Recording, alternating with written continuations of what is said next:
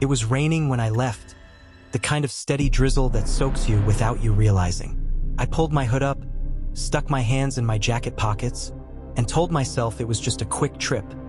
20 minutes there, 20 minutes back. The address was in a part of town I didn't go to much. Not bad exactly, just quiet. Old houses, narrow streets, fewer lights. The kind of place where you notice how dark it gets between the lamps. I parked in front of a small, narrow house with peeling white paint. No cars in the driveway. No lights on in the front windows. Just the faintest glow from somewhere deeper inside. I texted the seller, "Here." No reply. I sat there for a minute, wipers squeaking back and forth, debating whether to knock or just leave. Then my phone buzzed. Side doors open. Just come in. That should have been my first red flag. I got out, the cold rain hitting my neck, and walked along the narrow path toward the side of the house. The grass was overgrown, wet and brushing against my legs. The side door turned out to be one of those old wooden ones with a cloudy window and a tarnished brass knob. Pushed it open. The smell hit me first, damp wood, faint cigarette smoke, and something sweet but spoiled. The room I stepped into was small, maybe a mudroom or enclosed porch. A single lamp sat on a table, its bulb flickering. No one was there. "Hello," called. Somewhere deeper in the house, a voice said, "Yeah, back here." It wasn't loud, but it was close enough to make me realize the walls must be thin. I stepped into a narrow hallway. The carpet was worn flat in the middle. Family pictures hung crooked on the walls, but all the frames were empty. The voice came again. "In here." I passed a closed door on my right. Something shifted behind it, the soft scrape of wood against wood, like a chair moving. I told myself maybe it was a pet. The hallway opened into a kitchen lit by a single overhead bulb.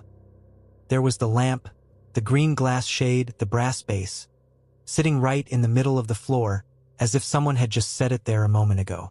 I bent to look at it, my hand hovering over the switch. And then I realized the voice hadn't come from the kitchen. It had come from somewhere behind me. I froze in the kitchen doorway. The voice had been closer this time, just over my shoulder.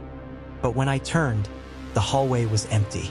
The rain outside seemed louder now, drumming against the roof and the side windows.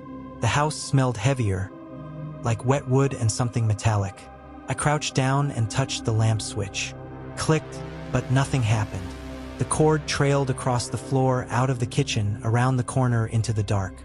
That's when I noticed. There was no furniture in the kitchen at all. No table, no chairs, just the bare bulb overhead and that lamp on the floor. I straightened slowly. "Hello," I said again. My voice sounded smaller this time. From somewhere farther back in the house, maybe the basement, I heard the creak of a step. Then another. I told myself they were just coming up to meet me, that they'd left the lamp here so I could see it. But each footstep was slow, dragging slightly. I took one step backward toward the side door. My shoes squeaked on the linoleum. The sound seemed to echo. The footsteps stopped. And then, in that same calm, too-close voice, "Don't leave yet. You haven't paid." My mouth went dry. I don't think I want it anymore," I managed. Silence. Then, so faint I almost thought I imagined it. The sound of something being set down on wood. Not a lamp. Heavier. I stepped back into the hallway. The bulb in the kitchen flickered, then went out, plunging it into shadow. The hallway felt narrower than before. The closed door I'd passed earlier was still shut, but I could see. I swear I could see. The faint shadow of feet under the gap at the bottom. Just standing there. My chest tightened. I started moving faster toward the mudroom. Behind me, the door creaked open. I didn't look. My hand closed around the side door knob, and it wouldn't turn. The latch clicked uselessly in my grip. The sound of slow, steady breathing came from the hallway. "Hey," the voice said again, but it wasn't calm this time. It was closer. I yanked the knob hard enough that the brass scraped against my palm. The door finally gave, opening into the wet night air. I ran. Not to my car, not yet. I didn't want to lead them to it. I cut through the neighbor's yard, slipping in the wet grass, and ducked behind a hedge. For a long moment, All I could hear was the rain and my own breathing. Then, from somewhere behind the house, a different door slammed. Footsteps in the yard. They moved slowly, like they weren't in a hurry, like they knew I wasn't going anywhere. I stayed there, crouched in the hedge, until I saw the dim shape of them walk past. Tall, shoulders hunched, something hanging from one hand. They stopped halfway down the street and just stood there, rain dripping off them. I waited until they finally turned and walked out of sight. When I got to my car, there was something on the hood, the lamp, still wet from the rain. It's a stupid impulse buy. That's what I keep telling myself as I drive across town in the rain for a second-hand camera I found on Craigslist. The guy selling it said it's barely used, and his price is half of what it goes for online. We agreed to meet at his place because the lens is fragile, and he didn't want to move it more than necessary. The address leads me to an older neighborhood, narrow streets, sagging porches, big trees dripping with rain. The houses are close together, but every window I pass is dark. His is the only one with a light on. It's a warm, yellow light glowing in a downstairs window. I park at the curb and text him, "Here." The reply comes almost instantly, "Come in." Doors unlocked. I hesitate. Usually, I'd expect them to meet me outside, maybe on the porch. But I've driven all this way, so I get out, slam the door against the rain, and jog up the short path. The front door opens with a soft creak. "Hello." I call into the warm, dimly lit hallway. There's no answer, but the smell of coffee drifts from somewhere deeper inside. The house is, strangely quiet. Not the comfortable quiet of someone's home, but the heavy kind that feels like it's listening. I step inside, dripping onto a worn rug. My shoes squeak softly. On the wall, there are several framed photographs. All of them show the same man, tall, smiling, sometimes with a woman, sometimes alone. But in every photo, the man's eyes are just slightly out of focus, like the camera had moved right before the shutter clicked. Somewhere in the house, a floorboard groans. "Hello." I try again. My voice sounds small, like it's been swallowed up by the walls. The hallway opens into a living room. In the center of the coffee table is the camera, black, sleek, the exact model from the ad. I set my bag down and reach for it. That's when I see it, the reflection in the lens. It's me. And behind me, in the doorway I just walked through, a figure. They're not moving. Not breathing. Just standing perfectly still, close enough that if I stepped backward, I'd touch them. I freeze, my eyes locked on the camera's lens. The figure behind me doesn't move. My brain scrambles for an explanation. Maybe it's the seller, maybe they came in quietly, maybe they're just waiting. I swallow hard and turn my head. No one's there. The hallway is empty, the front door still closed. But the rug I stepped on when I came in, it's shifted. Just slightly, like someone else stepped on it after me. I tell myself I imagined it. I pick up the camera, more to have something in my hands than to inspect it. It's heavier than I expected. That's when I hear it, a slow, deliberate inhale, somewhere behind the couch. My mouth goes dry. I force a shaky laugh. "Hello. You, here." Silence. I step toward the couch, my shoes whispering against the old hardwood. I lean over just enough to look, nothing. And then, from upstairs, a floorboard creaks. It's such a tiny sound, but in this quiet, it's deafening. I set the camera back on the table. "You know what? I think I'm gonna head out," I say, my voice too high, too fast. I move toward the front door. My hand touches the knob, and stops. The door is locked. I know I didn't lock it when I came in. I jiggle it. The latch clicks, but it doesn't give. It's like someone's holding it shut from the other side. Behind me, the stairs groan. Slow, steady footsteps. I turn just in time to see the top of a head, dark hair, as someone peers around the upstairs banister, watching me. I can't see their face. We stand there, neither moving, the rain ticking against the windows. Then they start coming down. Not rushing, not hesitating, just an even, deliberate pace, like they've already decided how this ends. I back away until my calves hit the coffee table. The camera wobbles and tips over. They reach the bottom step. In the dim light, I can finally see their face. It's the man from the photographs on the wall, except here, in person, his eyes don't look out of focus. They look locked on me. "You came in," he says softly, like he's reminding me of something important. I nod without meaning to. My chest is tight. He tilts his head slightly. "That means you stay." He's still at the base of the stairs, blocking the narrow hallway to the front door. The rain outside sounds louder now, as if the whole world beyond the walls has moved further away. I take a step to the side, toward the kitchen. He doesn't move to stop me, which somehow feels worse. The kitchen is dim, lit only by the yellow spill from the hallway lamp. The first thing I notice is that the window above the sink has been painted shut. There's no other exit. I keep my back to the counter, scanning. The man steps into the doorway. He doesn't come closer. "You drove here," he says, not asking. I nod slowly. My hand finds a drawer handle behind me and I ease it open, cutlery, heavy enough to hold but nothing sharp enough to matter. "I saw your car," he says. "Nice. Red. Easy to remember." The implication sinks in like ice water. He knows exactly what to look for, if I make it outside. I take a breath. "Look, I think there's been a misunderstanding." I can. He tilts his head. "There's no misunderstanding. You came in. You stay." I edge sideways, putting the kitchen table between us.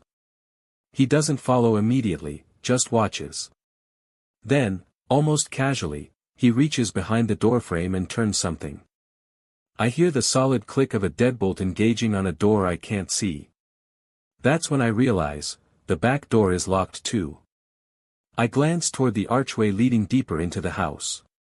It feels like stepping into a mouth. The hallway beyond is darker. It smells faintly of damp earth, like a basement. I move quickly, my shoes barely touching the worn runner carpet.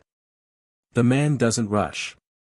His footsteps follow at a steady pace, always just far enough back that I can't turn and confront him without getting too close. I try a side door, a small laundry room, no windows. Another, a pantry, the air heavy with the smell of something sweet and rotting. And then, at the end of the hall, a door that's slightly open. Through the gap, I see rain on glass. I push it open. And stop. It's not outside. It's a sunroom, all windows, but every single one covered in a sheet of thick, opaque plastic stapled into the frames. The sound of rain is just an illusion. I can't see a thing beyond the milky surface. Behind me, the man's voice is closer now. Most people head for the sunroom. I turn. He's in the doorway, blocking it completely. I grip the edge of a wicker chair, ready to swing. My heart is pounding so hard I feel it in my teeth. He smiles faintly. "Go ahead. Try it." Something about the way he says it tells me he's not afraid. I tighten my grip, lift the chair, and stop when I hear another sound. From somewhere upstairs, a second set of footsteps. Slow. Steady. He sees the way my eyes shift. His smile widens. "You haven't met her yet." The upstairs footsteps are slow and deliberate, just like his. Not the heavy tread of someone hurrying down, no, this is the sound of someone taking their time because they know there's nowhere for me to go. The man doesn't move from the doorway. His head turns slightly toward the sound, almost like he's listening for a cue. And then, from the top of the stairs, a voice. It's soft, almost sing-song. Is it them? The man's smile doesn't waver. It's them. I take a step back, my shoulder brushing the plastic-covered window. The rain outside sounds like static. The second set of footsteps starts coming down. Slower than his, but each step sinks deep into the old wood, making the floor groan. I can't see the stairs from here, only the shadow stretching into the hall. I grip the wicker chair tighter, pulse racing. I'm leaving, I say, my voice shaking. The man tilts his head. You already know that's not true. The other figure appears. At first, all I see is hair. Long, dark, hanging forward like it's been wet for too long. Then the face lifts. It's a woman. But there's something wrong with the way she's looking at me, her eyes don't settle anywhere, like she's scanning me in pieces. She stops beside him. Neither of them blocks the doorway fully now, they leave a narrow space between them, just wide enough for me to pass. It's a trap. I know it. But the part of my brain screaming run is louder than the part telling me don't. I step forward slowly, the chair still in my hands. When I'm close enough, I can smell her, damp earth, and something metallic underneath. I take another step, and the man leans just slightly toward me. If you're going to swing, he says quietly, you should do it now. I don't. I step through the gap, into the hall, and see that the front door is wide open. The rug is back in its original position. Rain is blowing in, puddling on the floorboards. I don't think. I just run. My shoes slip on the wet wood, but I catch myself, tearing toward the door, out into the night. The rain is cold and heavy, the air sharp in my lungs. I make it to the sidewalk before I hear it, footsteps, fast now, pounding behind me. I sprint toward my car, fumble for the keys in my pocket, and stop. They're not there. The footsteps slow. From the shadows beside my car, a voice, the woman's, close enough to feel her breath on my neck. You dropped these inside. Something cold and metallic presses into my hand. I turn. I've never talked about this before. Not to friends, not to family. Partly because I don't want them looking at me differently, and partly because I don't want to remember what it felt like. It was 3 years ago. I'd just gotten a small raise at work and decided to finally upgrade my car. I wanted something used, nothing fancy, just reliable. I found it online, a black Toyota Camry, spotless in the photos. Priced way lower than it should have been. The seller's name was Mark. His profile barely had anything on it. But when I messaged him, he replied instantly. He said the car was in private storage, on the edge of town, and that I could come by that night to see it. I should have said no, but I went anyway. The lot was the kind of place you don't notice until you're inside it. Rows of storage units, chain-link fence, and only one flickering light in the middle. The gate was wide open. Mark was there, leaning against the car, hood up so I couldn't see his face properly. He didn't shake my hand, didn't ask my name, just told me to take a look. The Camry was immaculate. Almost too immaculate.